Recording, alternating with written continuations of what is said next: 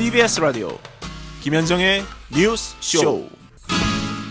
벤 버냉키 의장의 말 한마디가 이렇게 엄청난 영향을 끼칠 줄은 몰랐습니다. 코스피 지수 1800선이 어제 붕괴됐죠. 어디까지 우리 경제에 영향을 미칠 것인지 이분은 어떻게 볼까요? 경제개혁연대 소장이십니다. 김상조 한성대 교수 연결이 되어 있습니다. 김 교수님 안녕하세요. 네, 안녕하십니까. 아니 주말에 정부가 긴급회의해서 적극적으로 개입하겠다고 했고 어제는 당정회의로 대책까지 논의했는데 어떻게 코스피가 이렇게 빠집니까? 오늘 아침 9시에 이제 금융시장이 문을 열면 이제 주가나 환율이 어떤 방향으로 움직일지 사실 아무도 모릅니다. 다만 이제 이렇게는 말씀드릴 수가 있는데요. 예. 그 버냉키 미국 중앙은행 이제 총재의 발언으로 야기된 심리적 충격은 어느 정도 이제 시장에 다 반영되었다라고 할 수가 있습니다. 다만 문제는 뭐냐면 지금 세계 경제의 안정을 위협할 요소가 세계 도처에 잠재하고 있는데 따라서 미국의 어떤 양적 완화 정책의 어떤 축소 또는 출구 전략의 구사라는 요인만 있는 것이 아니라 유럽의 어떤 그 문제라든지 또는 이제 중국의 성장세의 어떤 둔화 또는 아시아 국가들의 여러 가지 위험 요인들 이런 것들이 이제 복합적으로 작용하는 그런 측면이 남아 있기 때문에 앞으로 이런 요인들이 어떻게 상호 작용하느냐에 따라서 향후에 이제 한국의 금융시장의 동향은 이제 매우 달라질 수 있는 그런 불확실성이 남아있다라고 할 수가 있겠습니다. 우리 정부는 그래도 우리나라 금융시장은 다른 신흥국들에 비해서 양호하다. 지금 위기는 과장됐고 오히려 환율이 이렇게 올라가면 수출이 증대될 수도 있다. 좋은 쪽을 이야기하는데 교수님 어떻게 보세요? 저는 우리 사회의 가장 큰 문제점 중에 하나가 과거의 실수로부터 교훈을 얻지 못하는 즉 학습 능력에 결여해 있다라고 생각을 합니다. 그게 무슨 말씀이십니까? 갑자기. 1997년 외환위기와 2008년 글로벌 이제 위기의 차이점이 뭐냐면 외환위기 때는 아시아 국가 또는 한국만의 문제였습니다. 그런데 2008년 위기는 말 그대로 이제 글로벌 위기고요. 전 세계에 다양한 어떤 그 위험 요소들이 다 그것이 한꺼번에 폭발한 그야말로 이제 구조적인 어떤 위기라고 할 수가 있는데 이런 상황 속에서 한국의 어떤 특정 지표들 예컨대 외환 보유액이나 또는 경상수지 흑자 규모 또는 재정 그러니까 건전성 상황 이런 것만 보고 한국의 펀더멘탈에 문제가 없기 때문에 한국에는 위기가 없을 것이다라고 얘기하는 것은 너무나 근시안적인 태도라고 할 수가 있겠고요.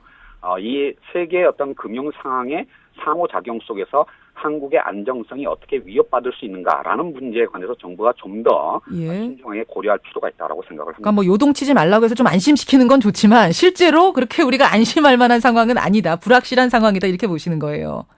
지금 한 세기 전에 세계 대공황에 버금갈 충격이 왔는데요. 이것이 어떻게 한꺼번에 해결이 되겠습니까?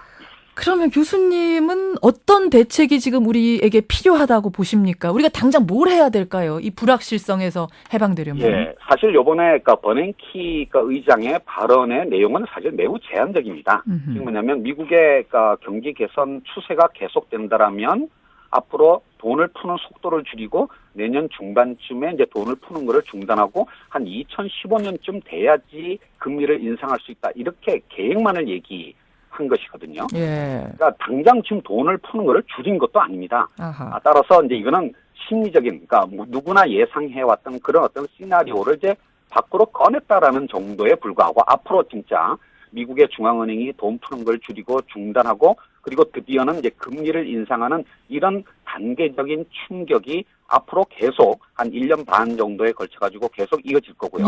그때마다 이제 한국 경제는 지금보다도 더 큰 충격이 밀려올 수가 있기 때문에 이렇게 근시안적인 어떤 시각만을 가지고 미봉책으로 나설 것이 아니라 이런 어떤 외부 충격은 우리로서는 통제할 수 없는 외생 변수인 만큼 이런 외부 충격이 국내 요인 때문에 증폭되는 그런 어떤 위기 과정을 거치지 않도록 국내의 불안 요소들을 사전에 제거하는 쪽에 그렇게 어떤 노력을 집중해야 된다고 국내의 불안 요소를 사전에 제거해야 된다. 국내 불안 요소 뭔가요?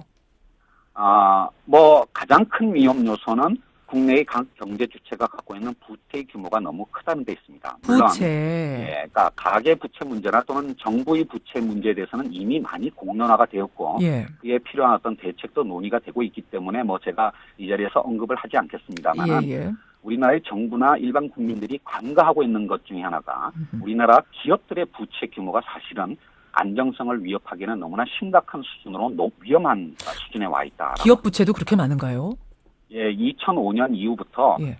가계부채나 정부 부채의 규모만 늘어난 것이 아니라 기업 부채의 규모도 빠른 속도로 늘어왔고요. 사실 지금의 GDP 대비 비중으로 본다면 그 외환위기 직전 수준에 거의 버금갈 정도로 기업 부채의 규모가 상당히 많이 늘어난 상황입니다. 물론 일반 국민들은 우리나라 기업들의 부채 비율들이 많이 낮아진 거 아니냐 예. 말씀하시는데 그거는 어디까지나 평균의 얘기고 더 나가서 삼성전자나 현대자동차와 같은 그런 우량 기업들의 얘기고요. 예. 그 이면에는 다수의 어떤 부실 기업들, 한계 기업들이 이제 존재를 하는데 예. 2008년 이후 이 위기에 대처하는 과정에서 이런 부실 기업들의 구조 조정이 이루어지지 못하고 돈을 푸는 방식으로 그 부실 기업들 끌고 왔죠. 이른바 좀비 기업들의 문제가 지금 심각하게 존재하고 있고요.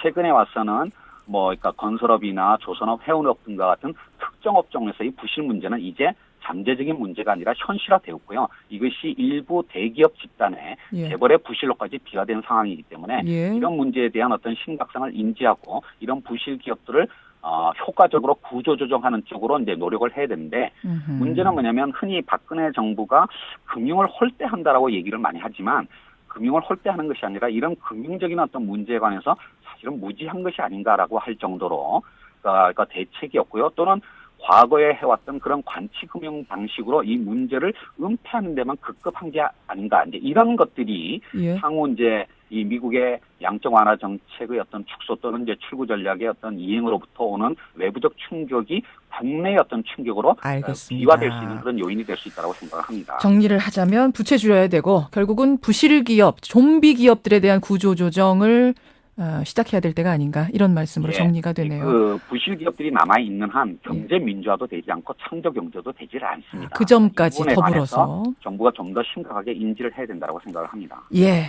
이게 지금 경제 얘기는 자주자주 인터뷰할 일이 생길 것 같습니다. 미국이 저렇게 움직이기 시작해서요. 오늘은 일단 여기까지 듣는 걸로 하겠습니다. 김상조 교수님 고맙습니다. 네, 감사합니다.